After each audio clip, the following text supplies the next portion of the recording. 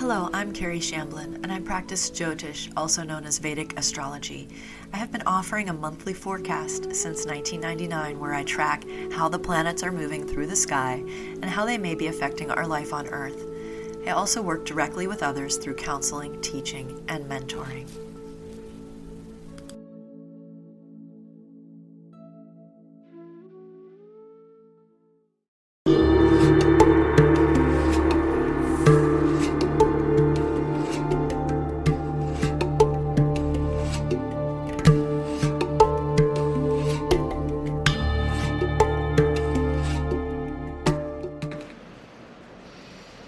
Welcome everybody to the week ahead look through the Vedic Astrology lens. I am Kerry. Thank you for tuning in. Right now it's Saturday, May 16th when I'm making this video. So the moon is just sliding into alignment with the sun for the new moon. From last week's video, today's words were gentle detox. So I am taking it easy today for the most part. I'm making this video, but really not much else. I'm just enjoying life here on my deck and hanging out with the hummingbirds and the beautiful river that's doing its spring melt. So all is well here with me. Thank you for following along. All right, so this week we're coming right off of the new moon, which is happening right this second, pretty much. So from Sunday, the 17th, we're talking about May 17th through the 23rd for this week. So we're going to have a waxing moon starting right when I post this. And pretty much through this week ahead, the moon is the only planet that's going to be changing signs. So after last week, we had big shifts on Thursday, where the moon moved to Aries, Venus moved to Gemini, and the sun and Mercury both moved to Taurus. So that was a pivot point last week. So I'm calling this a tide turning. I think it still feels that way. From the new moon into the waxing moon, I feel this kind of shift. The other thing is, even though it's only the moon moving this week, we're still in that Kala Amrita Yoga setup where all the planets are going to be lying on one side of that nodal axis. The difference between last week and this week is that last week the moon traversed through Rahu, Saturn, and Mars territory. And this week it's traversing through the other signs, Taurus, Gemini, Cancer, and into Leo. So without being black and white about everything, because that's not my favorite thing. But in Vedic astrology, we consider there to be two groups of the planets, the malefics and the benefics. And you could say the malefics are the bad guys and the benefics are the good guys, but it doesn't always turn out that way, just like in real life. Malefic planets tend to challenge us and show the difficulties of life, whereas the benefics tend to support and encourage. Rahu, Saturn, and Mars are in malefic camp, and Venus, Jupiter, Moon, and Mercury are, for the most part, in the benefic camp. The sun kind of wavers back and forth, and also, Mercury can wiggle a little bit too. That said, even good guys can do bad things and bad guys can do good things. So let's not think Saturn's bad and Venus is good. It's not quite that simple. But just a note that this week the moon is moving through the territory where all the benefics are sitting.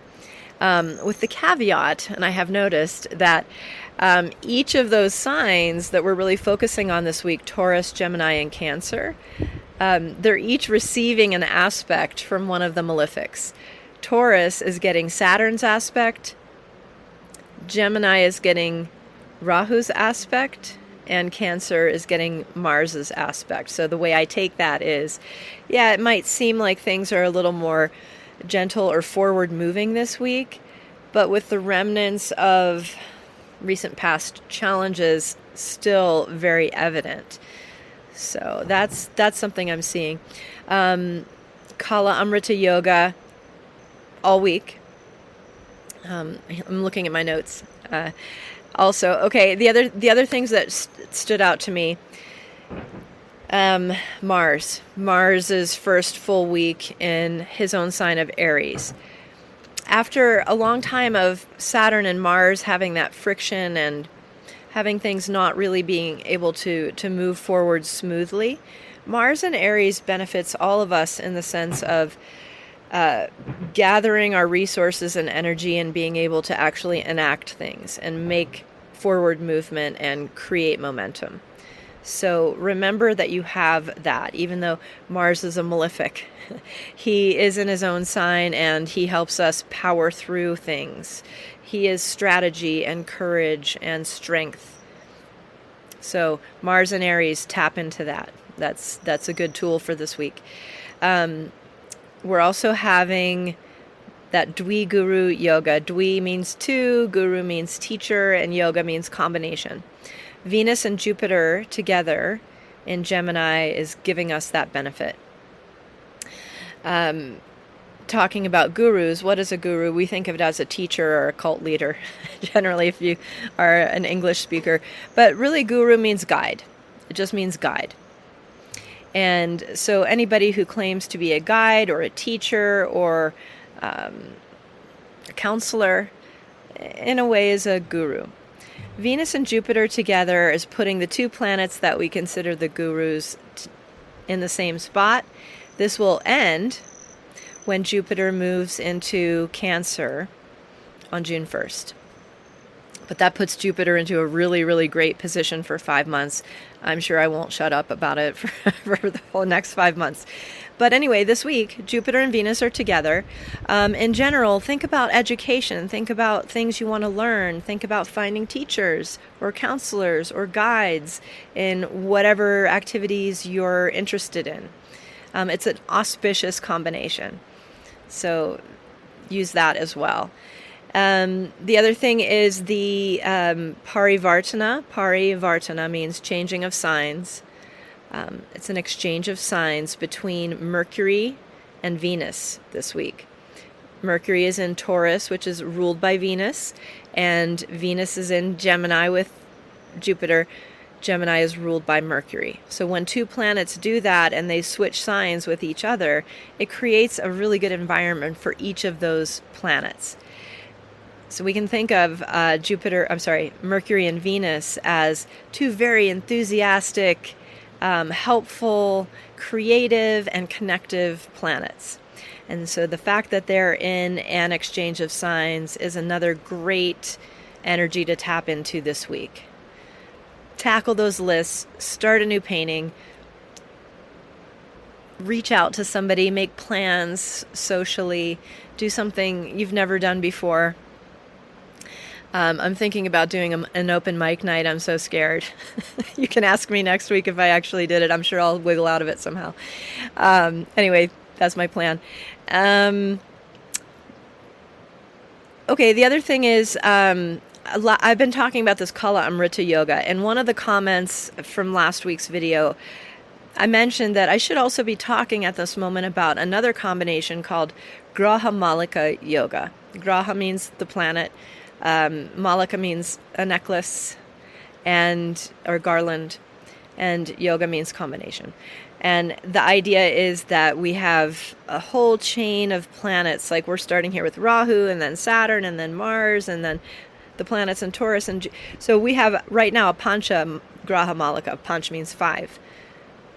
When I think it's Wednesday, Thursday, and into Friday, the moon's going into Cancer. That's going to create a total continuum of that Graha Malika energy. What do I do with that thing? Or what do I see with that Graha Malika Yoga? Because I can see it in charts of individual people, not just in our daily transits that I focus on. But when I see that, what I do is I look at the one who initiates it. So the first planet in the chain. In this case, it would be Rahu. Think desire. What do I want? And if you know your chart a little bit, you can think about Aquarius and what house that is in your chart. and think about, what do I want to initiate or start in this domain of my life? And then follow the dots.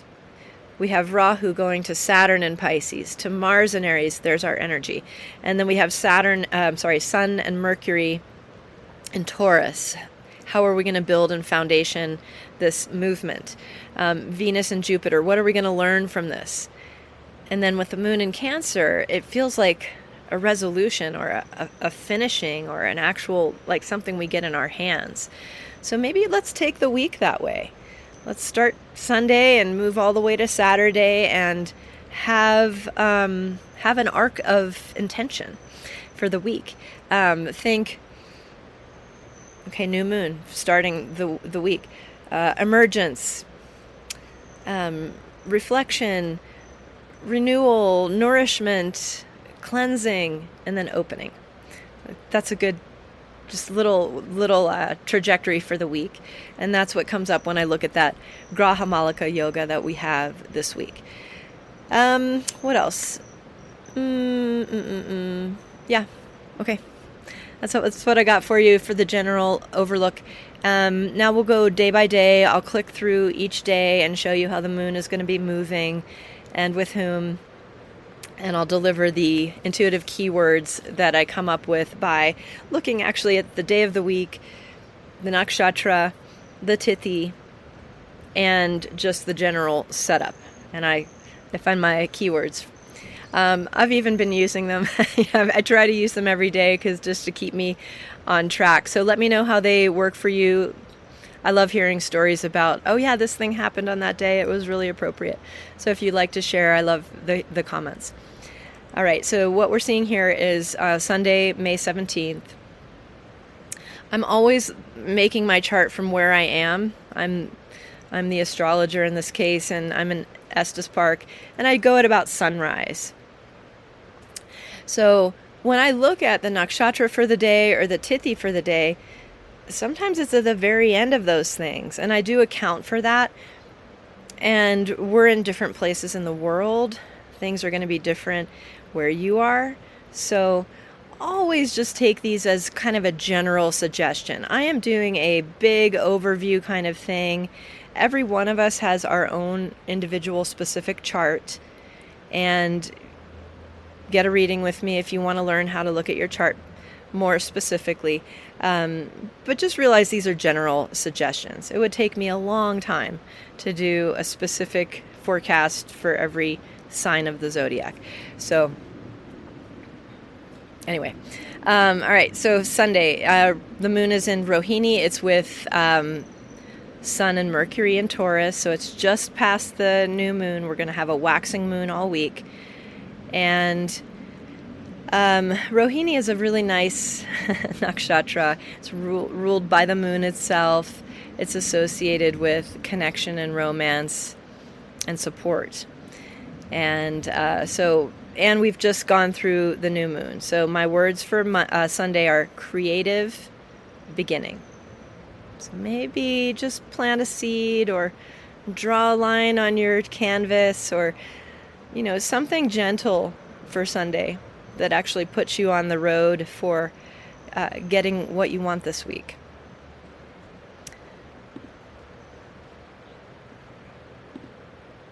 Okay, Monday is the 18th, and the day starts out with the moon right at the end of Taurus. It's going to move from Taurus into Gemini in the course of Monday. In the nakshatra Mrigashira. Mriga means deer, like the animal, the deer. And Shira means head. So it's like a symbol for that nakshatra. There's a lot of movement that is felt with Mrigashira. First of all, Mars is associated with it. And then Taurus into Gemini. Those are the signs of Mercury and Venus, two planets that really like to move. So the words for Monday are wander home. So maybe you don't know exactly where you're going. Maybe there's feelings of wandering, but maybe just think, I'm heading home. And you can take home symbolically or literally. in the sense of it could be literally your house, or it could be a place of feeling at peace and at power. All right, that is Monday the 18th. What else? We got here Tuesday the 19th. Tuesday is Mars's day in general. The moon, you can see it at 12 degrees 10 Gemini, so it's right between the Venus and Jupiter combination. Could go try to find that in the sky. That'd be probably pretty cool looking. So Tuesday, this is Ardra Nakshatra. Ardra is symbolized by a tear drop. There's moisture in Ardra. And there's also can be some sadness to it. Anyway, I think Tuesday is a good day to do difficult things this week. Let's confront distraction. Those are my words. Confront distraction. Ardra, while associated with moisture, also has a little chaos in it. And so try to pull yourself together in a very Mars and Aries way and find those distractions and say, hey, you distraction, get out of here. I'm on a path. So Tuesday, a good day to do difficult things. Wednesday is 20th of May, and the moon is at sunrise in my location. Moon and Jupiter are right together at the late degrees of Gemini. Wednesday is actually Mercury's day. I love Mercury days for doing errands or multitasking or a little bit of this, a little bit of that. Getting it all done type of thing. That's a general Wednesday deal. This is moon in Punarvasu Nakshatra with a waxing moon. We're going to call Wednesday auspicious renewal. Auspicious renewal. So even if you're mid-track with something, it could feel like part of it is reviving something or picking up a thread you may have dropped. So count it as a good day. It's auspicious because I really like the moon and Jupiter together at any point. So, and Punarvasu Nakshatra is very light associated and creation associated. There's a lot of Divine Mother energy in Punarvasu. So think about that on Wednesday as well. And I'm going to click us forward to Thursday the 21st. Thursday is Jupiter's day in general. You'll see that moon has fully entered into Cancer. This is Pushya Nakshatra, which is very auspicious nakshatra. It's very good for long-term stability kind of thing. So Thursday, Jupiter's day, good for education, financial management, and long-term planning this week. So rooted growth is what we're thinking. Rooted growth.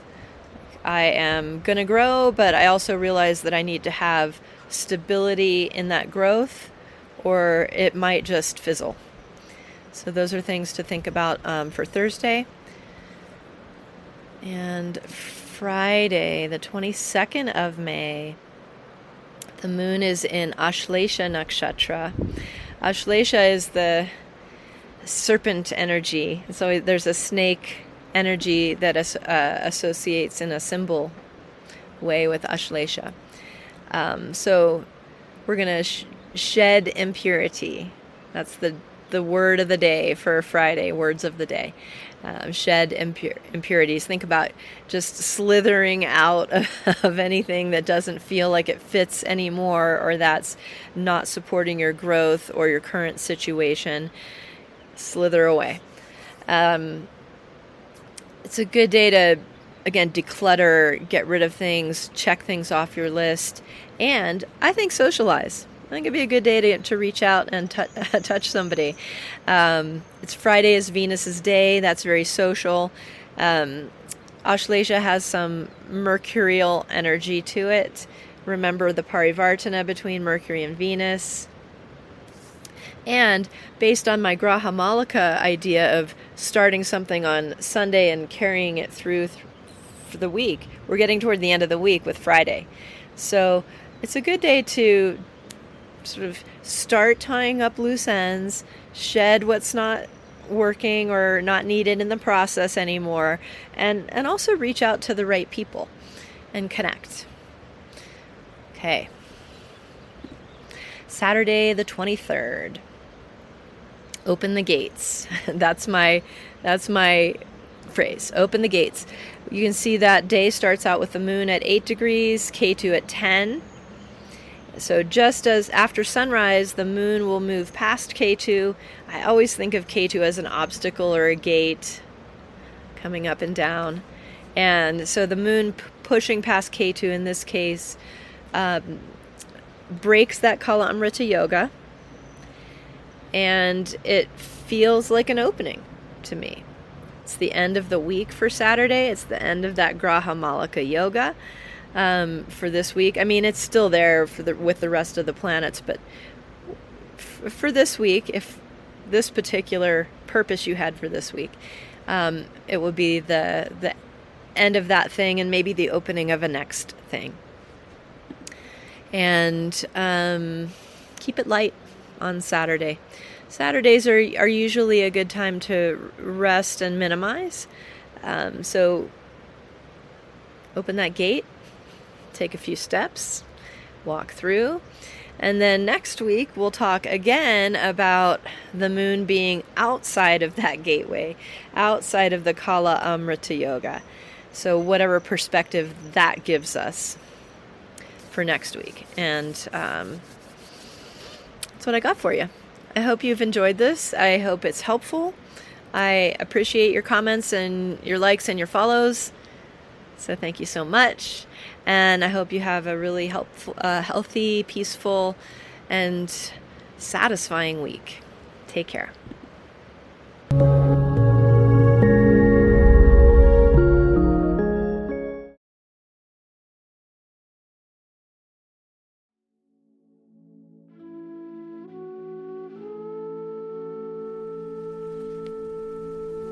Thank you for listening to this presentation. If you are interested in following my work, look for Kerry Shamblin Astrology on YouTube, Spotify, Patreon, Facebook, and Instagram. My monthly forecast is published in written and audio format on my website, planetaryinfluence.com, where you can join my email list or book a one-on-one session with me. My goal is to light your path toward a joyful and liberated life experience.